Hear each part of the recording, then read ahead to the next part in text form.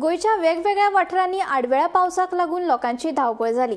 बिरेस्तारात सांजे वाऱ्या सयत पावस पडलो, तशेंच झाडांय कोसळ्ळी, देखून घराभायर आशिल्ले प्रवासी आनी हेर लोक आडकून पडले।